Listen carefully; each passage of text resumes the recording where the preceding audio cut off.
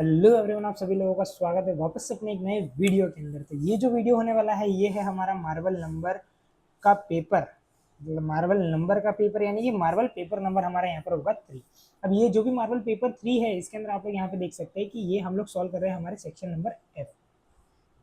ये जो भी हमारा मार्वल नंबर 3 है इसके अंदर हम लोग यहाँ पे क्या सॉल्व कर रहे हैं अभी के लिए हमारे सेक्शन एफ। सेक्शन एफ कौन से सब्जेक्ट का और कौन से सब्जेक्ट का? तो यहाँ पर हमारे अकाउंटिंग सब्जेक्ट का ये जो है ये particularly question number section F जो है यहाँ पे सॉल्व हो रहा है। क्वेश्चन नंबर कौन सा है यहाँ पर? हमारा 47 है। क्वेश्चन नंबर 47 के अंदर यहाँ पर हम लोगों को बहुत सारी चीजें जो यहाँ पर देके रखी गई है। Cost of goods sold, office expense, ये यहाँ पे बहुत सारी चीजें देके रखी गई है। बट ये चीजें आती किसके अंदर है? तो ये आती है हमारे प्रॉफिट एंड लॉस अकाउंट के अंदर, पहली चीज। दूसरी बात, यहाँ पर बैलेंस शीट यहाँ पर मुझे ऑलरेडी देके रखी गई। इसका मतलब क्या है कि क्वेश्चन के अंदर profit and loss and balance sheet जो है वो ऑलरेडी मुझे यहाँ पे क्वेश्चन के अंदर देके रखी गई है। अब बचती है बाकी की सारी चीजें। तो अब आप लोग सोचोगे यहाँ पर कि यार ये दोनों चीज इसके अंदर देख के रखी गई है तो इसको सॉल्व क्यों करना है? तो यहाँ पर ऐसे क्वेश्चंस को सॉल्व इसीलिए करा जाता है क्योंकि यहाँ पर क्या है, कुछ रिवीजन होने वाला होता है, कुछ रिवाइज होने वाली होती है चीजें। अब रिवीजन और रिवाइज क्या चीज हो सकती है? तो एडजस्टमेंट के अंदर यहाँ पर जितनी भी चीजें देख के रखी गई है इसमें से कोई भी चीज का रिवीजन, कोई भी चीज का रिवाइज यहाँ पर हो सकता है। अब यहाँ पर एडजस्टमेंट का मतलब क्या होता है? Adjustment is basically gone from the particularly जो भी हमने सम किया है उसके अंदर से। अब यहाँ पर सम के अंदर से किस तरीके से एडजस्टमेंट्स आती है, तो सबसे पहले ये चीज ध्यान रखिए यहाँ पर कि जो भी क्वेश्चन आप लोगों ने सॉल्व किया है माइट पॉसिबल कि उसके अंदर वहां पे जो चेंजेस करनी चाहिए थी वो आपने चेंजेस वहां पे अभी के लिए नहीं करी है। तो इस वजह से वहां पर ये रीजन है कि ये जो पर्टिकुलरली आपका यहाँ पे चेंजेस करने वाला जो ऑप्शन है वो यहाँ पे ओपन हो जाता है। तो जब कभी भी आपका एडजस्टमेंट्स कोई भी फाइनल अकाउंट के अंदर दी होती है इसका मतलब ये है कि भाई पूरे साल के दौरान आप लोगों ने सारा सम कर लिया है बट कुछ चीजें जो है वो आप वहां पे भूल चुके हो शायद तक, तो उसकी एंट्रीज आप लोगों को वहां पे करनी रहती है। तो इसी तरीके से यहाँ पर भी सेम चीज है कि यहाँ पर एडजस्टमेंट नंबर 1 के अंदर मुझे लिख के दिया हुआ है कि 5% interest on capital is not calculated. अब यहाँ पर मुझे क्या बोला गया कि भाई क्लियरली बताया गया कि इंटरेस्ट ऑन कैपिटल जो है वो 5% है और वो कैलकुलेट हुआ नहीं है। तो यहाँ पर सबसे पहले मेरे दो पार्टनर है, एक धर्मा है और एक कर्मा है। तो यहाँ पर मैं धर्मा लिख देता हूँ और दूसरे में लिख देता हूँ मेरा यहाँ पे मैं कर्मा। अब यहाँ पे सबसे पहले क्या होगा, मेरा बैलेंस लिखा जाएगा यहाँ पे। तो यहाँ पे सबसे पहले मैं ला देता हूँ मैं बैलेंस ब्रॉट डाउन। अब ये जो बैलेंस है ये कहाँ से आता है? तो ये बैलेंस जो होगा ये हमारे पर्टिकुलरली बैलेंस शीट के अंदर से आएगा। देखो धर्मा का कैपिटल कितना है 40,000, कर्मा का कैपिटल 30,000। तो यहाँ पे 40,000 एंड 30,000 दोनों चीज के एंट्री में यहाँ पे कर दूंगा। तो सबसे पहले यहाँ पर आ जाएगा मेरा 40,000 एंड देन यहाँ पर आ जाएगा मेरा 30,000। अब इन्हीं दोनों की एंट्री करने के बाद यहाँ पर नेक्स्ट जो एंट्री है वो होने वाली है मेरी यहाँ पर इंटरेस्ट ऑन कैपिटल की। तो भाई इंटरेस्ट ऑन कैपिटल, अब इंटरेस्ट ऑन कैपिटल यहाँ पर कितना आएगा? तो क्वेश्चन के अंदर क्लियरली मुझे बताया गया था कि भाई आपका इंटरेस्ट ऑन कैपिटल जो है वो यहाँ पर कितना है, interest on capital is an 5% है। तो यहाँ पर इन्हीं दोनों का मुझे क्या करना है, 5% निकालना है। तो 40,000 का 5% यहाँ पर कितना आ जाएगा मेरा 2,000 और 30,000 का 5% यहाँ पर कितना आ जाएगा मेरा 1,500 रुपए। इन्हीं दोनों की दूसरी एंट्री कहाँ पर करेंगे हम लोग? Profit and loss appropriation account में। बेसिकली ये पार्टनर के रिलेटेड ही बनता है इसीलिए। तो यहाँ पर मैं सबसे पहले एंट्री कर देता हूँ टू इंटरेस्ट ऑन कैपिटल करके डायरेक्टली लिख देता हूँ यहाँ पर मैं। यहाँ पर आ जाएगा मेरा धर्मा एंड आ जाएगा मेरा यहाँ पे कर्मा। धर्मा का यहाँ पर है मेरा 2,000 रुपये और कर्मा का है मेरा यहाँ पे 1,500 रुपये। इन्हीं दोनों को यहाँ पर अगर मैं टोटल करता हूँ तो यहाँ पर आ जाएगा मेरा 3,500 रुपीज़। देन आफ्टर उसके बाद नेक्स्ट जो चीज़ है वो है मेरी यहाँ पर आगे मुझे क्वेश्चन के अंदर क्या बोला गया है, point number 2, 10% depreciation and fix assets is to be provided. अब यहाँ पर मुझे फिक्स असेट्स के ऊपर 10% डेप्रिसिएशन देना है। अब यहाँ पर फिक्स असेट्स कहाँ पर आती है? तो बैलेंस शीट के अंदर आ जाएगी मेरी यहाँ पर मेरी सारी की सारी फिक्स्ड असेट्स। तो फिक्स असेट्स को मैं यहाँ पर सबसे पहले तो हेडिंग डाल देता हूँ मेरी फिक्स असेट्स। अब यहाँ पर मैं ढूंढने जाता हूँ मेरी क्वेश्चन वाली बैलेंस शीट के अंदर। तो यहाँ पर फिक्स असेट्स मुझे यहाँ पे देके रखी गई, फिक्स असेट्स 60,000 रुपीज़ की दी हुई है। तो यहाँ पर मैं लिखूंगा मेरा यहाँ पे फिक्स असेट्स के अंदर सबसे पहले तो मेरा यहाँ पर आ जाएगा मेरा 60,000 और इसके अंदर से माइनस कर देंगे माइनस डेप्रीशिएशन कितना परसेंटेज, 10%। तो यहाँ पर कितना आ जाएगा मेरा 6,000 मेरा डेप्रिसिएशन माइनस करेंगे तो यहाँ पर आएगा मेरा 54,000 रुपीज़। अब ये जो भी मेरा 6,000 है इसकी मुझे दूसरी एंट्री करनी है। तो इसकी दूसरी एंट्री कहाँ, पीएनएल एप्रो में करूंगा मैं? नहीं, यहाँ पर मैं इसकी दूसरी एंट्री जो है वो मेरे प्रॉफिट एंड लॉस अकाउंट के अंदर करूंगा। यहाँ पर मैं हेडिंग दे दूंगा डेप्रिसिएशन ऑन फिक्स असेट्स करके और डेप्रिसिएशन ऑन फिक्स असेट्स यहाँ पर कितना आ जाएगा मेरा 6,000 रुपीज़ के साथ। देन आफ्टर उसके बाद आगे मुझे बोला गया prepaid rent is to ₹100। अब यहाँ पर प्रीपेड रेंट, क्वेश्चन के अंदर चेक करो कि यहाँ पर मुझे रेंट दे के रखा गया है, यहाँ पर मुझे कहीं पर भी रेंट दिया गया नहीं है। तो रेंट जो है वो कहाँ पर आ जाएगा, मेरा ऑफिस एक्सपेंस एक पर्टिकुलरली हेड है जिसके अंदर मेरे रेंट को भी मैं यहाँ पे कंसीडर करता हूँ। तो यहाँ पर ऑफिस एक्सपेंस का सबसे पहले मेरा मैं हेड डाल देता हूँ, मेरा यहाँ पे ऑफिस एक्सपेंस कितने का है, तो ऑफिस एक्सपेंस जो है वो यहाँ पे 20,000 रुपये का है। इसके अंदर मैं यहाँ पर क्या कर दूंगा, मेरा रेंट प्लस कर दूंगा जो मैंने प्रीपेड किया हुआ है, प्रीपेड रेंट जो है वो मैंने एडवांस में पे किया है। तो यहाँ पर मैं इसमें से क्या कर दूंगा, इसको पर्टिकुलरली माइनस कर देंगे हमारा प्रीपेड रेंट को। तो प्रीपेड रेंट को अगर हम लोग यहाँ पर माइनस करेंगे तो 200 रुपये यहाँ पर हम लोग माइनस करेंगे तो इसके अंदर आ जाएगा मेरा 19,800। प्रीपेड रेंट जो होता है माइनस होता है, आउटस्टैंडिंग होता है वो प्लस होता है यहाँ पर, इसलिए। अब यहाँ पर प्रीपेड रेंट है, मतलब मैंने एडवांस में पे किया गया रेंट है, तो उसको मैंने यहाँ पे क्या कर दिया, पर्टिकुलरली डायरेक्टली इसके अंदर से मैंने माइनस कर दिया। अब आप लोग सोचोगे इसकी दूसरी एंट्री भी होगी, यस इसकी दूसरी एंट्री भी होगी। इसकी दूसरी एंट्री कहाँ पर होगी, इसकी दूसरी एंट्री जो है वो होने वाली है हमारा यहाँ पे जो हमारी पर्टिकुलरली बनी हुई है बैलेंस शीट। अब बैलेंस शीट के अंदर यहाँ पर मैं हेडिंग डाल दूंगा मेरा प्री पेड रेंट 200 रुपये, सर। तो यहाँ पर आ जाएगा मेरा 200 रुपये, ये हो गया मेरा प्री पेड रेंट का एंट्री। अब ध्यान आफ्टर उसके बाद आगे मुझे क्वेश्चन के अंदर क्या दिया गया है, आगे मुझे लिखा हुआ है कि interest on investment is not receive. ये मेरी इनकम होती है, इंटरेस्ट ऑन इन्वेस्टमेंट जो है वो मेरी इनकम होती है। इन्वेस्टमेंट कितना है यहाँ पे 12,000 रुपये का इन्वेस्टमेंट है। चलिए बैलेंस शीट के अंदर हम लोग यहाँ पे डायरेक्टली चलते हैं। यहाँ पे हम लोग लिखेंगे सबसे पहले हमारा इन्वेस्टमेंट कितने का, यहाँ पे 12,000 रुपये का हमारा इन्वेस्टमेंट है। और वहाँ पे क्या बोला था कि इंटरेस्ट इसके ऊपर अभी भी मुझे लेना बाकी है। तो यहाँ पर आ जाएगा मेरा आउटस्टैंडिंग इंटरेस्ट ऑन इन्वेस्टमेंट कितने रुपए का है, 400 रुपये का था मेरा यहाँ पे आउटस्टैंडिंग इंटरेस्ट ऑन इन्वेस्टमेंट। ये मेरी इनकम होती है। तो आउटस्टैंडिंग इंटरेस्ट ऑन इन्वेस्टमेंट जो भी होगा वो मैं P&L में क्रेडिट साइड पे लिखूंगा, आउटस्टैंडिंग इंटरेस्ट ऑन इन्वेस्टमेंट। अब यहाँ पर कितना आ जाएगा, आउटस्टैंडिंग इंटरेस्ट ऑन इन्वेस्टमेंट 400 रुपये। सो इस तरीके से यहाँ पर इंटरेस्ट ऑन इन्वेस्टमेंट की एंट्री भी हो जाएगी। धन आपको उसका बोला मेंटेन बेड डेट रिजर्व 600 रुपये, 600 रुपये बेड डेट रिजर्व यहाँ पर मुझे मेंटेन करना है। तो बेड डेट रिजर्व के लिए सबसे पहले तो मैं आ जाऊँगा मेरी बैलेंस शीट के अंदर, और बेड डेट जो होता है वो बनता है मेरा डेटर्स के ऊपर। तो यहाँ पे डेटर्स की पहले मैं हेडिंग डाल देता हूँ, इसके अंदर से माइनस कर देता हूँ मेरा बेड डेट रिजर्व। अब डेटर्स जो है वो क्वेश्चन के अंदर ऑलरेडी मुझे यहाँ पे देख रखे गए होंगे। बेड डेट रिजर्व जो है वो यहाँ पे 600 रुपये है।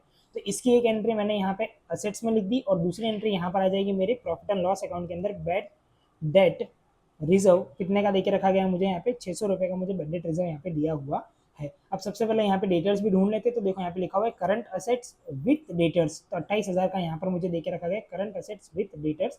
तो यहाँ पर डेटर्स जो है वो यहाँ पर कितने होंगे मेरे 28,000 के होंगे। 28,000 माइनस 600 करूँगा यहाँ पे, तो मुझे बाहर मिल जाएगा 27,400। तो ये एंट्री यहाँ पर होगी मेरे पर्टिकुलरली बेड डेट रिजर्व की, और बेड डेट रिजर्व जो मुझे मेंटेन करना था उसकी। देन आफ्टर उसके बाद बोला गया है कि total of the sales book is undercast. यहाँ पे ध्यान रखना अंडर कास्ट बाय 2,000 रुपीज। अब सबसे पहले तो यहाँ पे ट्रेडिंग अकाउंट के अंदर आ जाता हूँ, और ये जो ट्रेडिंग अकाउंट है ये मेरा बनेगा यहाँ पे रिवाइज्ड ट्रेडिंग अकाउंट यहाँ पर बनेगा, क्योंकि पूरा क्वेश्चन ही मेरा रिवाइज्ड है। ये हर एक चीज के आगे मैं यहाँ पे अगर मुझे रिवाइज्ड लिखना हो तो मैं यहाँ पे लिख सकता हूँ, और यहाँ पर पूरा क्वेश्चन जो है वो यहाँ पे रिवाइज्ड है, बिकॉज हर एक चीज़ क्या है मुझे यहाँ पे चेंज करनी है इसीलिए। अब यहाँ पे सबसे पहले तो मैं क्या करूँगा, डालूंगा मेरी हेडिंग सेल्स की। अब सेल्स के अंदर यहाँ पर आप लोग देख सकते हैं कि सेल्स कितना था, तो सेल्स था मेरा यहाँ पे 1,96,000 रुपीज़ का मेरा यहाँ पे सेल्स है। अब यही सेल्स को सबसे पहले तो मैं यहाँ पे लिख देता हूँ, क्योंकि ये अंडर कास्ट हुआ है इसीलिए। अब सेल्स यहाँ पर अंडर कास्ट हुआ है, इसका मतलब यानी यहाँ पर क्या है कि इसकी वैल्यू जो है वो मैंने कम लिखी हुई होगी यहाँ पे कहीं ना कहीं क्वेश्चन के अंदर। तो ये अंडर कास्ट जो भी होता है इसको हम लोग यहाँ पर क्या करते हैं, इसको यहाँ पर हम लोग करेंगे प्लस अंडर कास्ट।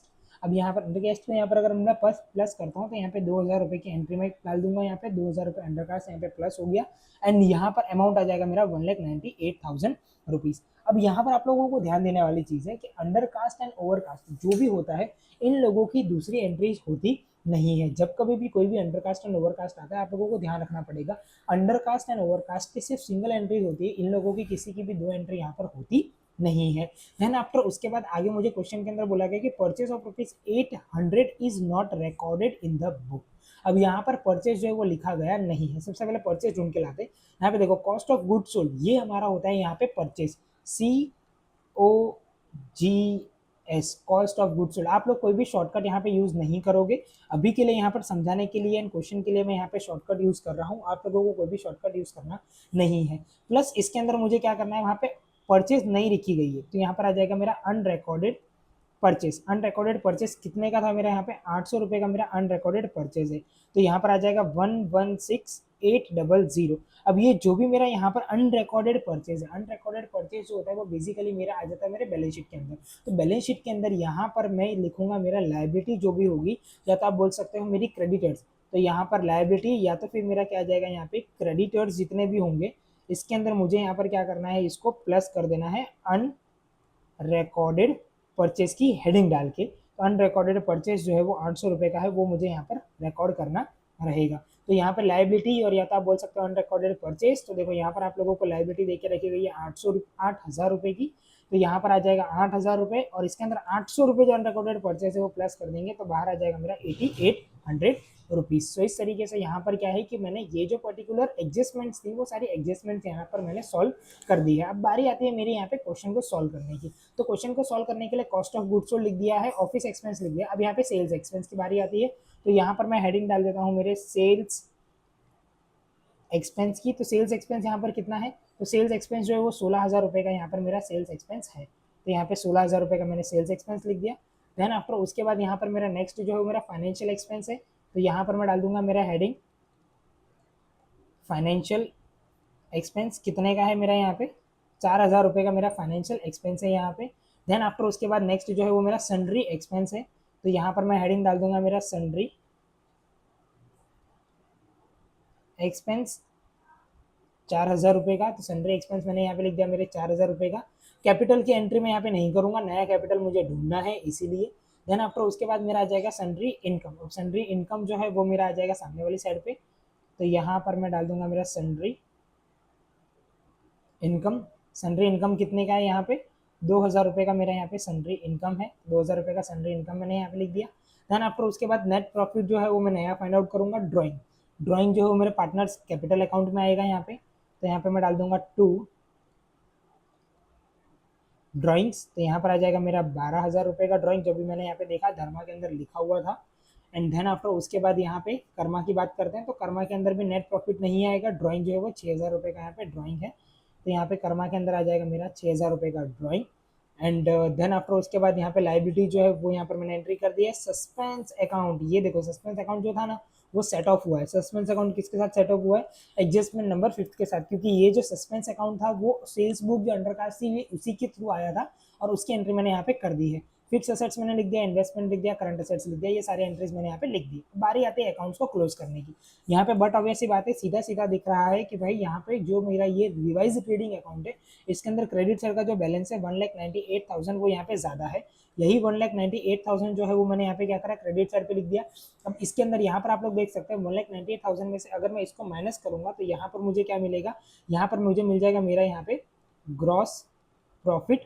और ग्रॉस प्रॉफिट जो भी मुझे यहाँ पर मिलता है मेरा उसके आगे मैं यहाँ पर अमाउंट लिख दूंगा। तो मेरे यहाँ पर अमाउंट आ जाएगी 81,200। ये मेरा हो गया यहाँ पर ग्रॉस प्रॉफिट। यही ग्रॉस प्रॉफिट को मुझे यहाँ पे प्रॉफिट एंड लॉस अकाउंट के अंदर लिखना है यहाँ पे। तो ग्रॉस प्रॉफिट जो है यहाँ पर आ जाएगा मेरा 81,200 और इसके अंदर यहाँ पर ये दोनों चीज़ें जो है वो हम लोग क्या कर देंगे यहाँ पे प्लस कर देंगे। तो 81,200 यहाँ पर भी आ जाएगा मेरा 81,200। इसके अंदर से बाकी की जितनी भी चीज़ें लेके रखी गई ऊपर की सारी चीज़ों को मुझे क्या कर देना है यहाँ पे माइनस कर देना है। तो यहाँ पर मुझे आंसर मिल जाएगा मेरा 33,200। इसको मैं यहाँ पे नाम देता हूँ मेरा नेट प्रॉफिट। और ये जो भी मेरा यहाँ पे नेट प्रॉफिट आएगा इसको मुझे क्या करना है यहाँ पे डिस्ट्रीब्यूट कर देना है profit and loss appropriation account के अंदर। अब डिस्ट्रीब्यूट यहाँ पे डायरेक्टली नहीं करेंगे हम लोग, सबसे पहले तो यहाँ पे लिखेंगे हमारा net profit. Net profit is equals to 33,200। यही टोटल आ जाएगा मेरा यहाँ पे 33,200। यहाँ पर भी डेबिट साइड पर भी ये लिख दूंगा मैं मेरा 33,200। इसमें से मैं ये ऊपर का 3,500 को यहाँ पर माइनस करूंगा तो यहाँ पर मुझे जो है वो बैलेंस मिलेगा 29,700। और यही 29,000 को 700 जो भी आया है ये मैं बोलता हूँ यहाँ पे इसका मैं नाम देता हूँ मेरा डिविजिबल प्रॉफिट, मतलब दो पार्टनर के बीच में डिस्ट्रीब्यूट होने वाला प्रॉफिट। अब यहाँ पर आ जाएगा मेरा धर्मा एंड यहाँ पर आ जाएगा मेरा कर्मा। धर्मा और कर्मा के बीच में यहाँ पर कोई भी रेशियो जो है वो मुझे बताया गया नहीं है। तो अगर कोई भी रेशियो नहीं बताया गया होता है तो मुझे इसको इक्वली डिस्ट्रीब्यूट करना है। तो 14,850 यहाँ पर आ जाएगा और यहाँ पर भी यही आएगा 14,850 रुपीज़। इन दोनों के बीच में इसको मैंने डिस्ट्रीब्यूट कर दिया। अब यहाँ पर मैं एंट्री करूँगा बाय डिविजिबल प्रॉफिट का नाम डाल के 14,850 14,850। अब यहाँ पे दोनों का टोटल कर देंगे, धर्मा एंड कर्मा का। धर्मा एंड कर्मा का दोनों साइड का अगर मैं यहाँ पे क्रेडिट साइड का मतलब दोनों का टोटल करता हूँ यहाँ पे, तो पहले वाले का आएगा मेरा यहाँ पे 56,850 और दूसरे का आएगा यहाँ पे 46,350। अब ये 46,350 और 56,850 यही दोनों चीज़ों को मैं यहाँ पे सामने वाली साइड पे डेबिट साइड पर भी लिख दूंगा, तो यहाँ पर आ जाएगा 56,850 46,350। इसमें से ऊपर की वैल्यू को अगर मैं यहाँ पे माइनस करता हूँ तो यहाँ पर मुझे मिल जाएगा 2। अब यहाँ पर क्या मिलेगा मुझे ध्यान रखना, बैलेंस कैरी फॉरवर्ड। अब पहला वाला जो आएगा वो मुझे मिलेगा यहाँ पे 44,850 एंड दूसरा मिल जाएगा मुझे यहाँ पे 43,50। अब 44,850 और 43,350 ये दोनों मुझे मिल गए मेरे यहाँ पर कैपिटल की वैल्यू। अब इन दोनों की कैपिटल की वैल्यू को मैं सबसे पहले तो लाइबिलिटी साइड पे हेडिंग डालूंगा मेरा कैपिटल, और कैपिटल के अंदर यहाँ पर आ जाएगा मेरा धर्मा एंड दूसरा आ जाएगा मेरा कर्मा। अब धर्मा एंड कर्मा के अंदर सबसे पहले यहाँ पे धर्मा की अगर मैं बात करता हूँ तो यहाँ पर आ जाएगा मेरा 44,850 और कर्मा के अंदर यहाँ पर आ जाएगा मेरा 40,350। अब ये जो है ये पर्टिकुलरली यहाँ पर मैं कर दूंगा इसका टोटल, तो यहाँ पर असेट साइड का टोटल जो है वो मुझे मिल जाएगा यहाँ पे 94,000 रुपीज़ और यही टोटल जो है वो मुझे यहाँ पर भी मिल जाएगा 94,000 रुपीज़। ये दोनों मेरे यहाँ पर हो गए बैलेंस शीट में बैलेंस टैली। अब यहाँ पर मैं आप लोगों को एक और चीज़ बताता हूँ, करने वाले लोग यहाँ पर क्या भी करते हैं, प्रीपेड ये जो पर्टिकुलर रेंट है ना वो यहाँ पे प्लस कर देते हैं। अगर आप ये प्रीपेड रेंट प्लस कर दोगे तो भी बैलेंस जो है वो आप लोगों का वहाँ पे सही आएगा, बैलेंस के साथ कोई भी वहाँ पे चेंजेस होगा नहीं। बट यहाँ पर सिर्फ और सिर्फ क्या है, एक फिगर जो है वो वहाँ पे चेंज हो जाएंगे, जो चीज़ आप लोगों को वहाँ पे ध्यान रखनी रहेगी, क्योंकि यहाँ पर 200 रुपये जो है वो प्लस में आएगा, तो इसका मतलब है कि यहाँ पर 200 रुपये जो है वो कम हो जाएंगे, तो यहाँ पे 33,000 रुपीज़ आएगा।